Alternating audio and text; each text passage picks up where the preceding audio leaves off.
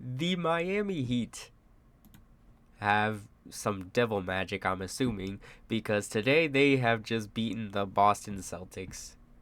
And it was quite the game. So leave a like and subscribe. We're going to go over this game and the Pelicans game. It's still going on, but they're down 20, so I don't think anything's going to happen. So let's just get into it because I was not planning on talking about this game. I thought it'd be another blowout. As you can see, they lost by 20 last time. They were even down 30 at some points, but today they won. I caught about like the second quarter. I really started paying attention because Miami was still in it at that point. So I'd like take a glance at it. And I'm like, oh, Boston's gonna handle it. But that just didn't happen. The Miami Heat made a record amount of 3 pointers. 23 3 pointers, which they only, what was it? Their field goal. They only made 37 shots, and 23 of them were threes. That's about like 65%, I'd say. And Celtics shot their threes pretty well. They didn't get them up at the same rate, of course, as the Heat shot 11 more. And apparently, according to stats, they are 20-4 whenever the other team shoots more threes than them. But the Heat just made them, I guess. Jaylen Brown after the game said that that was their game plan. They wanted people to shoot, but um, you would think that's true watching it because they just left these wide open. But the guys they were leaving open were like, it's not like they're bad shooters. Jovic is a decent shooter, especially if you leave him wide open. He made 75% of his shots. Caleb Martin made 506. The one that he missed was in the fourth, and it was like a random shot that just looked bad, like a prayer. Tyler Hero definitely bounced back with 24 points on good efficiency. Haywood Highsmith, I was surprised he could shoot. I'm not gonna lie to you guys. Um, Duncan Robinson, their best shooter, is the one that shot the worst. They left all of these guys like wide open most of the time. So it was just weird that they think a shooting team's not gonna make their threes. But I digress. On the Celtics side, they had a lead at halftime, I believe, like 1 point, and that was after Jaylen Brown went on like a 9-0 run by himself. So I just really thought that Boston was gonna pull away, but they never did. Um, a Tingus Pingus performance, not a Porzingis performance, happened. Only made one shot. Uh, I think I don't know. He was negative 32 somehow.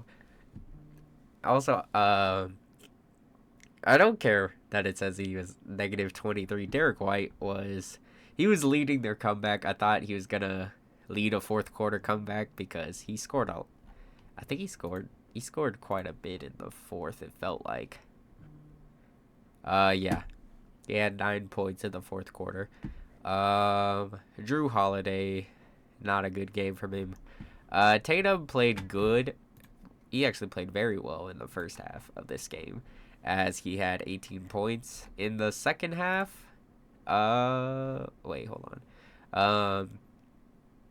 He went 2 for 6 from three. In the second half, I believe he didn't even shoot a 3 pointer. Yeah, he did not even attempt a 3 pointer, which is not something you want to see from your star player. Best player for the team was Jaylen Brown. I believe he had 32, 34 points, something like that. 33 probably. Yeah, 33 points. Um, I don't know. I really thought the Celtics were gonna sweep because I told myself, all right, it's not gonna happen again. As much as I'd like it to, the Heat aren't gonna. They're not gonna even get a game off because they they looked hopeless without Jimmy last time. But apparently, where me see. Um, they had a good plan, which was just play Bam 40 minutes because they don't really have anyone else to come off the bench for him. DeLon Wright played pretty good in the minutes that I saw from him. So this is crazy because now I believe Game 3 is on Saturday. So and that'll be in Miami. And this team has a history of underperforming. So you never know. Like you can't. Celtic fans can't just say, "Oh, they just made 1,000,000,000 threes. They're not going to do that again." If they play defense like they did today, they're absolutely going to do that again. Because you were just leaving these guys wide open. It's a miracle they didn't shoot better from three, actually. So, also shout out Eric Spoelstra. He could take a team of just randoms, and I think he could win at least one playoff game. He is such a good coach, and probably, I would say he's a top 3 coach of all time. Just like off of pure basketball intelligence and execution. Pat Riley has given this man like some very mid rosters, and he's taken them to the finals. So shout out Eric Spoelstra. Now you're starting to wonder, can the Heat actually win this series? I think if they had Jimmy, I'd say yes, they could win this series. I'm not willing to bet that the Heat can do this 3 more times without Jimmy Butler. If they do, then shoot, I'll just say they're gonna go to the finals at that point. And I believe in this Boston team more than I have in the past. Now, maybe that's my mistake.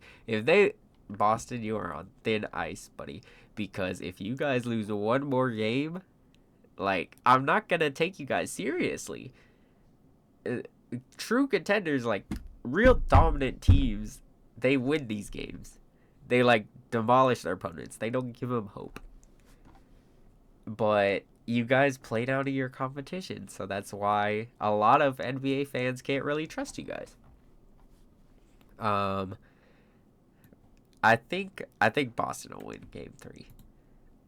I think they should win every game this series from now on, but we'll see. Let's talk about this game. It's a blowout. So not a good game from Ingram. Oh, he did shoot 50%, but still only 10 shots. That's because had him in the torture chamber. Let's see. Jalen Williams, great game. Chet Holmgren, great game. Great game from Shea. Much better than his first game. Pretty much just everyone on the Thunder played better. Maybe game 1, they were just nervous because it was pretty much the whole team's first playoff game besides, like, Gordon Hayward. And maybe Bismack Biyombo. But, oh yeah, Lou Dort, he played a playoff game before. But they should finish off this team in 5 games, probably. Just because Zion's not coming back. Trey Murphy, not a great shooting game from him. Jonas started out hot. He had, like, I believe, like 12 points in the first quarter or something like that. Yeah, you just don't have enough firepower, basically. Shout out the Oklahoma City because I love their energy in the crowd. And the buzzer just went off on my TV.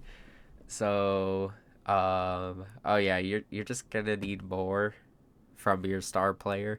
You're either gonna need a 30-point game from Ingram or CJ McCollum. And so far, you haven't gotten either of those. When Jonas Valanciunas is your best player, you're probably not winning the game.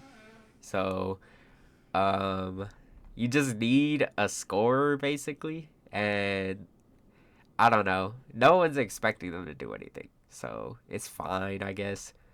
Frustrating that you have to watch this team struggle without its best player again. Let's see. like they did against the Suns. But yeah, OKC looked a lot better in this game. That's about all I have to say for today's recap. Um,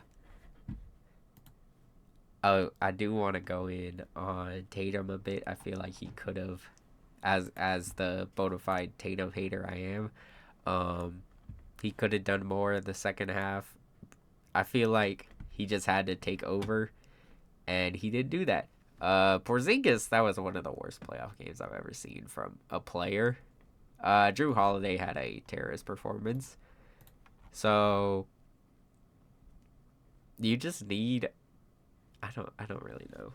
Like um I don't know. This team is just so weird that it's almost impossible to predict a series from them correctly. I said Boston in 5, but like I don't know. I thought that one loss would come when they were up 3-0 and they let their foot off the gas, not right after the first game. So that's about it for Boston.